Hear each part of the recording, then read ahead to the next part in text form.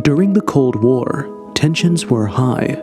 Submarines roamed the sea, and strange sightings in Norwegian waters left even military experts baffled. But what if some of those sightings weren't submarines at all?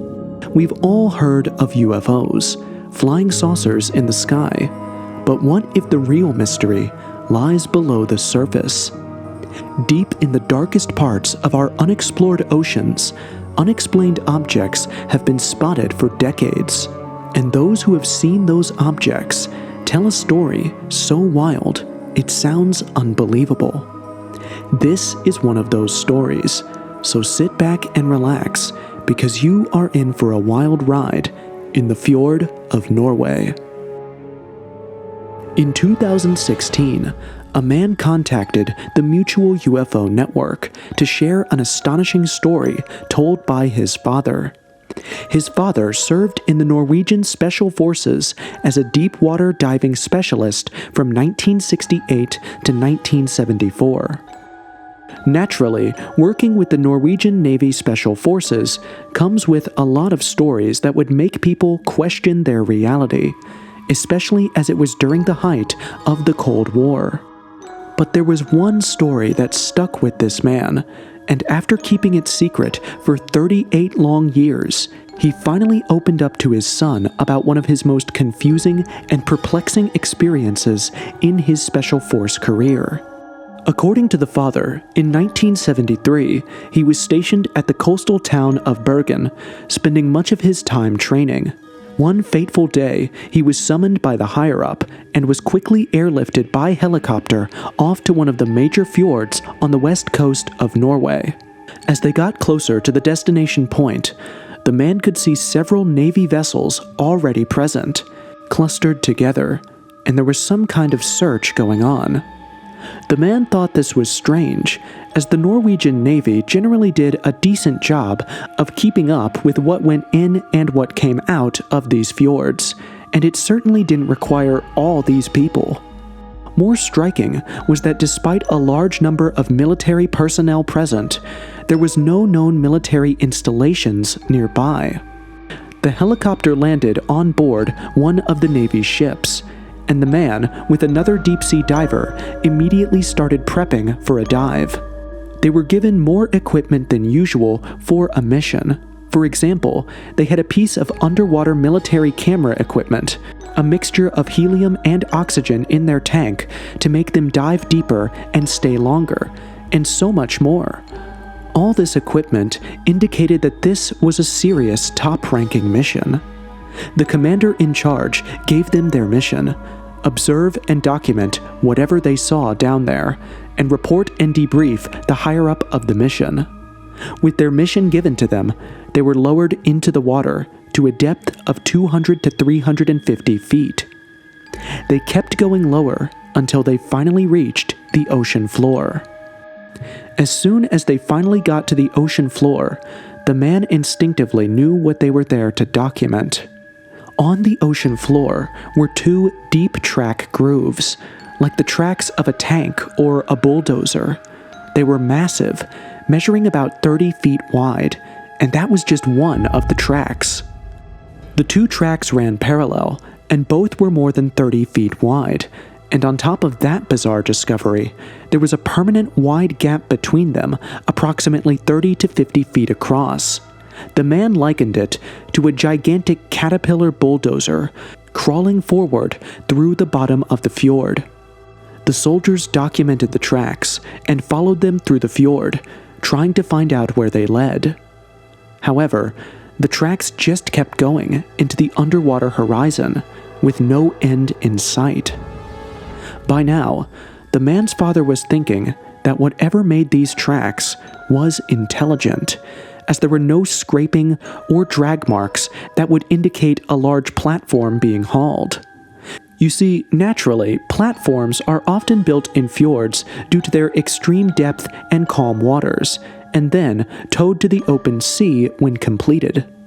But this was no tow job, and this object had rolled forward as if someone was driving a bulldozer through a varied and uneven landscape, leaving two massively steady, deep tracks in its wake, with a total width of more than 100 feet.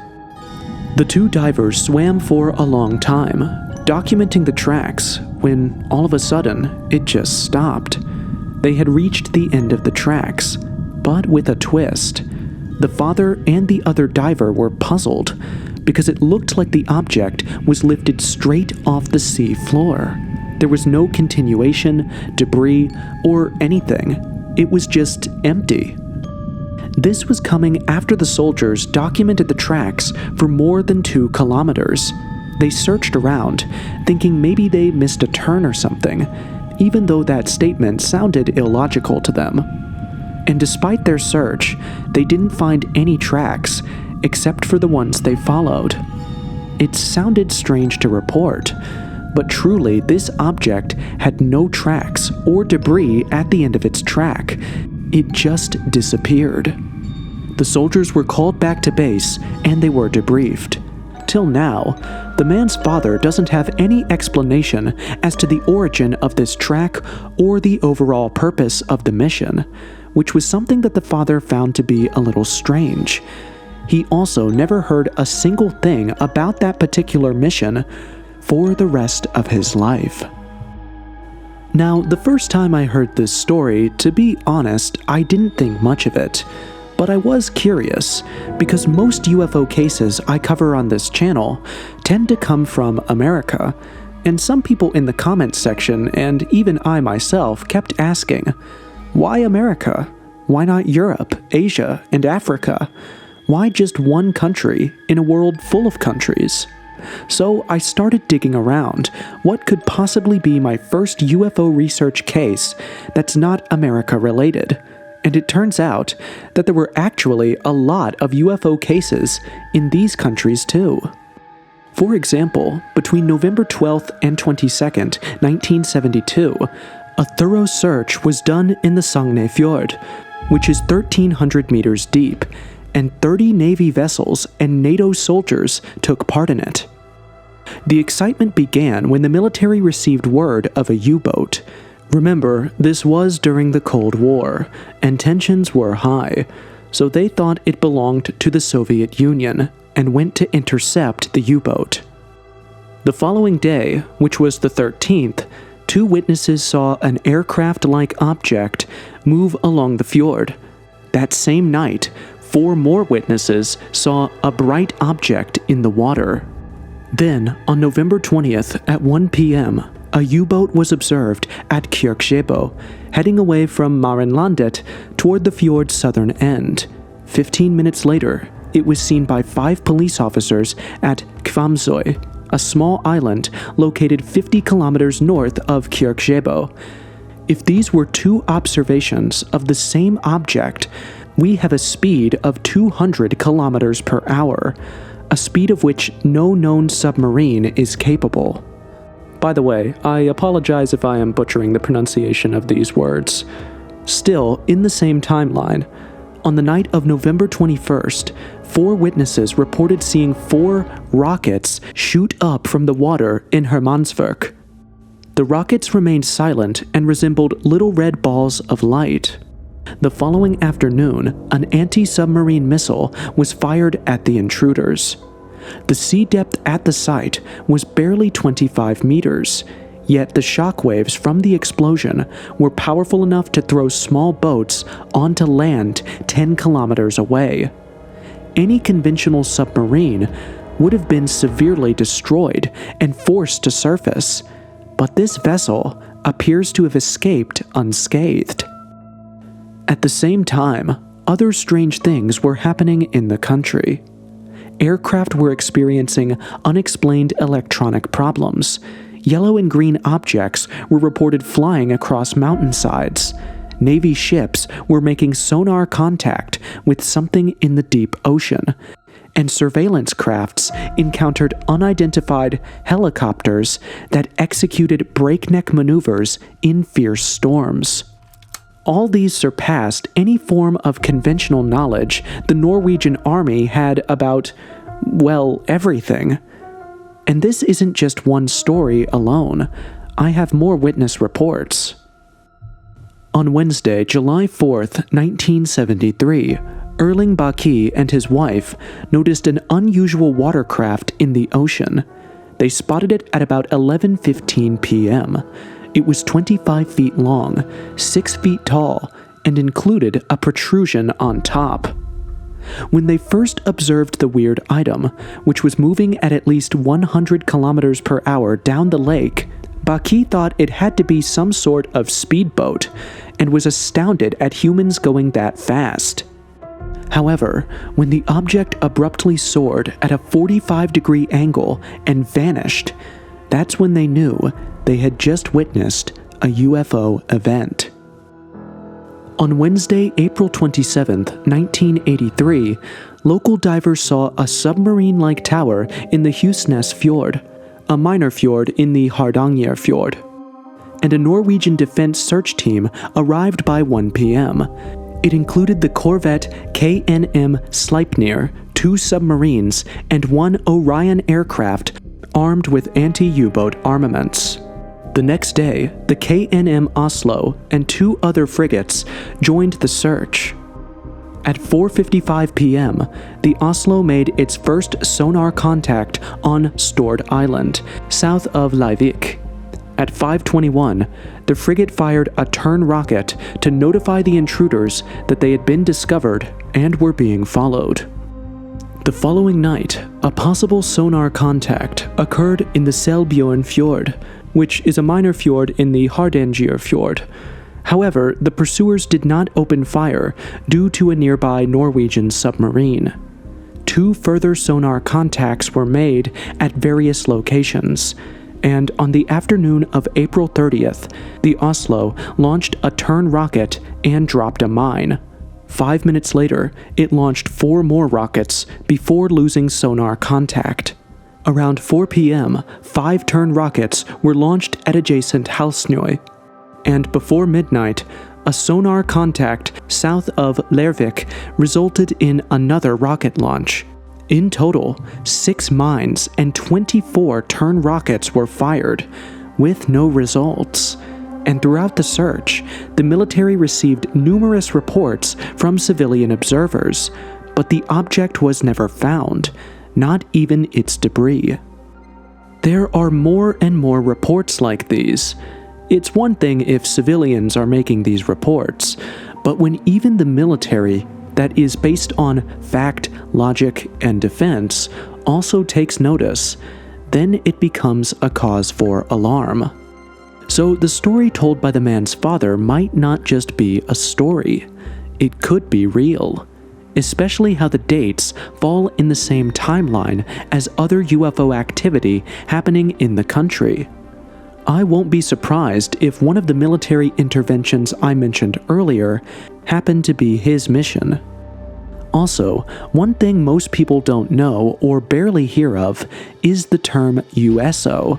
We know of UFO, but USO, not so much, and it stands for Unidentified Submarine Objects. So, while we are preoccupied with asking questions of, is it a bird or a plane, we often forget to look at another spot that, quite frankly speaking, is big, deep, and remote enough to house an entire alien civilization.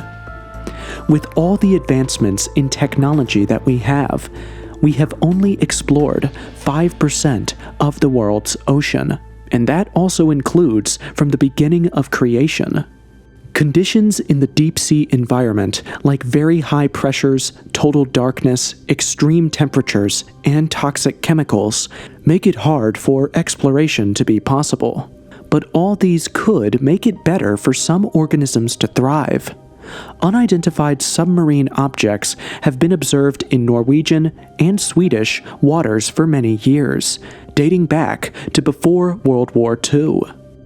The Royal Norwegian Department of Foreign Affairs possesses a certain number of documents on the subject of USO, but most of them relate to identifiable foreign submarines. The public has only been given access to records up to 1969. those from 1970 to the present remain classified, which also happens to be the same time period the man's father took part in the mission.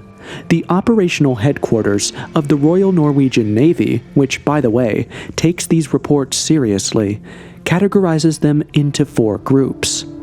1. Certain U-boat. When it is clearly visible to competent personnel, unambiguously registered on electronic localization equipment or photographed. 2. Probable U-boat. When there is no doubt that it is a U-boat, but the standards for a specific U-boat are not met. There are 12 of such reports between 1975 and 1989. 3. Possible U-boat. 120 reports from 1975 to 1989. 4. Not U-boat.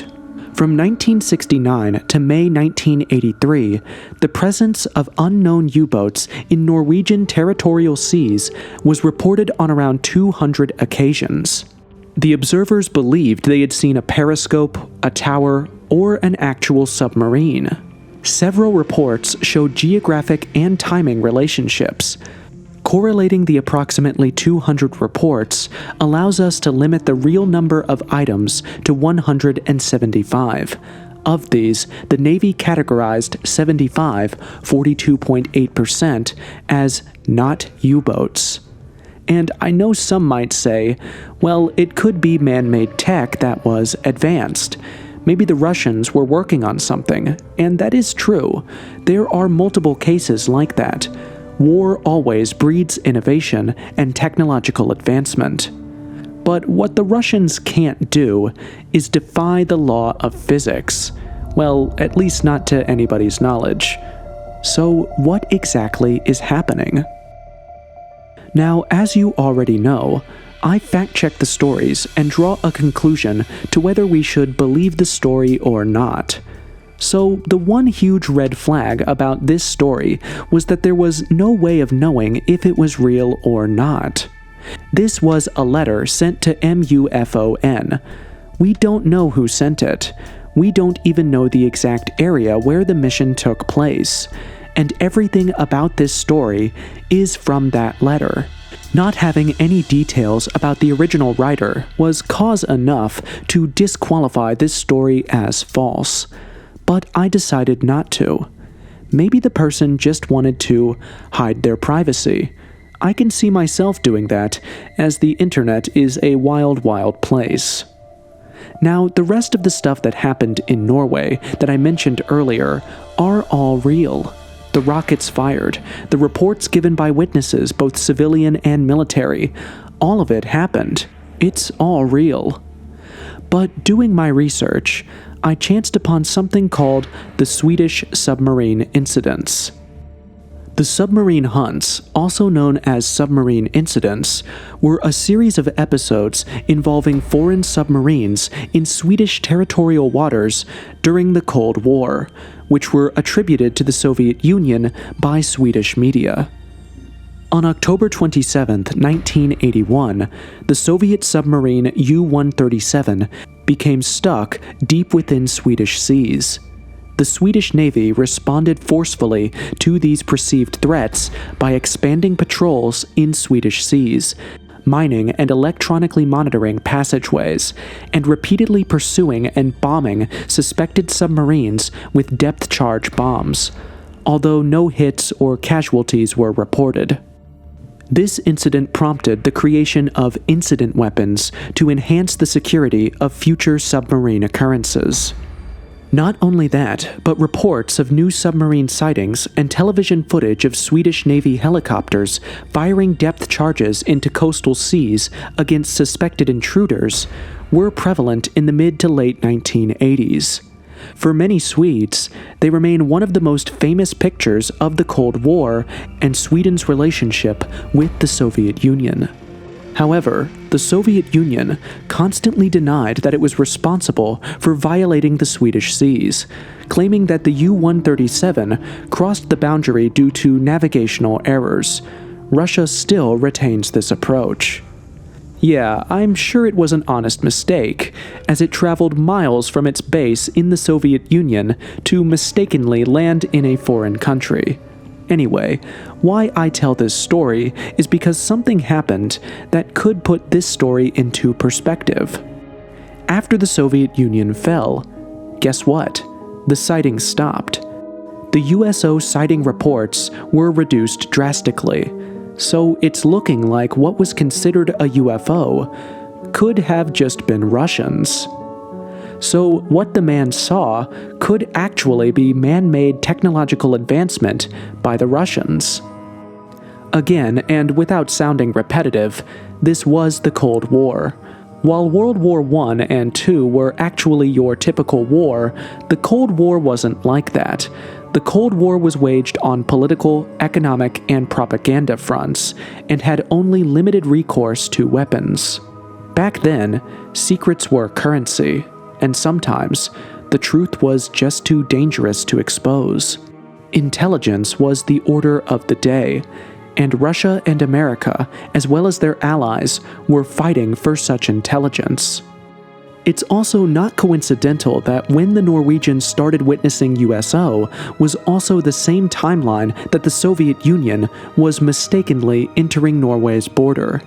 And even though I mentioned Sweden, this also affected Norway, as they share borders closely. So there's no way it would affect Sweden without it having an effect on Norway in a way. So not only do we have to trust a faceless letter, we also have this history of the Soviet Union doing this, and when you add it up together, it starts to project the notion that whatever the man saw down there, if he is real, was man-made. In such, this video shows how far Russia or the Soviet Union would go to not only cause problems, but deny them, even if it means the death of innocent people. One case that comes to mind is the tragic case of the Chernobyl incident, a case that could have been saved, but their stubbornness almost ended the world. This is a video on it, and I highly recommend that you watch it. Then you will see how it is plausible that the Russians were behind all this. But if you think I'm wrong, you can share your suggestions in the comments section, as I look forward to reading them. But I just want you to remember that one man's magic is another man's engineering.